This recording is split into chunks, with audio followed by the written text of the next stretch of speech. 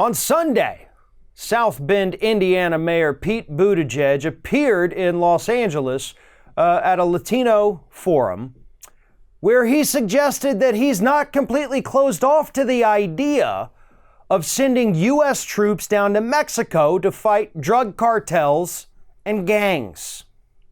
Now, he did issue a caveat that the only situation in which he would send the U.S. military down there to Mexico would be if there were American lives in danger, right? He's not just going to send them down there willy-nilly to go and kind of engage in any of this regime change we've seen the U.S. military engage in for decades. No. It's only if, obviously, there's Americans down there who might eventually get hurt. Then Buttigieg says, yeah, we could send the U.S. military down to protect them. And the crowd wasn't really thrilled with that. But here's what's happening to Pete Buttigieg, and I'm about to get into an even bigger issue in just a second with him, but here's what's happening. He's rising in the polls. Donors are starting to look at him and say, you know what, this guy might have staying potential. He could possibly win Iowa, and if he wins Iowa, that's going to put him in this race a lot longer. So maybe we give him a little money. Maybe he's not going to be the radical reformist like a Bernie Sanders or to a lesser degree Elizabeth Warren. No. Buttigieg is status quo. And Buttigieg is a neoliberal. And he has no problem even thinking that even if it's under a certain set of circumstances, that it's okay to send the U.S. military down to Mexico. Hey, guess what? It's not. Okay? Let's get that out of the way right now. It's not. Mexico has not asked for our military help to go down there and tackle the drug cartels. Not to mention the fact that if your real concern is these drug cartels from Mexico, well, hell, here's an easy idea. How about we stop the criminalization of drugs here in the United States? That's actually going to put most of those cartels out of business. If we just change our laws, suddenly they go bankrupt. But no, Buttigieg doesn't want to go that route.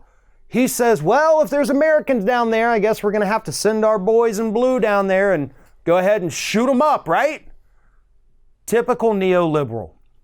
Great on social issues, fantastic on social issues, and then pretty much right-wing on literally everything else. That's a neoliberal, folks, in case you were wondering. And that is exactly what Pete Buttigieg is. But Buttigieg has bigger problems than just giving a terrifying answer at this forum out in L.A. Because over the weekend, he showed that he has virtually 0% support from any African American in the United States. We found out on Saturday that Buttigieg, I guess a day or two before, released his Douglas plan for South Carolina. And in their announcement email, they said, we've got 400 black South Carolinians who have said they like this plan by Buttigieg and they endorse it. Except he didn't actually have 400 black people. And the people that he did have that were endorsing it didn't even know they were endorsing it, because here's what they did. And Ryan Grimm, writing for The Intercept, uncovered this. You see, days before they announced this Douglas plan, Buttigieg's campaign sends out this email to a bunch of people in South Carolina. But what they didn't notice is that the fine print at the bottom of the email said, if you do not want to endorse this, you have to reply and let us know. If you don't tell us you don't want to endorse it, we're sticking your name on it saying you endorsed it. So these people did not willingly contact Buttigieg and say, heck yeah, I want my name on this. They tricked him. And then those 400 black South Carolinians they put on that list, about 40% of them were white people, actually, that they just misclassified as black people. And then a lot of the other black folks on there came out and said, I never signed off on this. I do not support it. I don't want my name on this. So that was pretty bad for Buttigieg, right? All you actually had to do was reach out to 400 black people in South Carolina, and you couldn't even do that because they don't support you. And then his husband was down in New Orleans, a city that's only 30% white. And he posts a picture of all these Buttigieg supporters around him. Couple dozen in this picture. In New Orleans, saying this is Buttigieg's New Orleans crew. Not one person of color in that picture. Dozens of people in the picture, about as white as can be in a city that's only 30% white.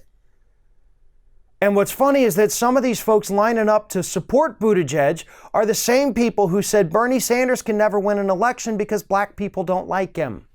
They said that in 2016. And now they're lining up behind a candidate who literally has no support from black people, so little in fact that he has to fabricate it. Buttigieg is a fraud. Buttigieg is a neoliberal. And Buttigieg will absolutely lose to Donald Trump if we make him the nominee in 2020.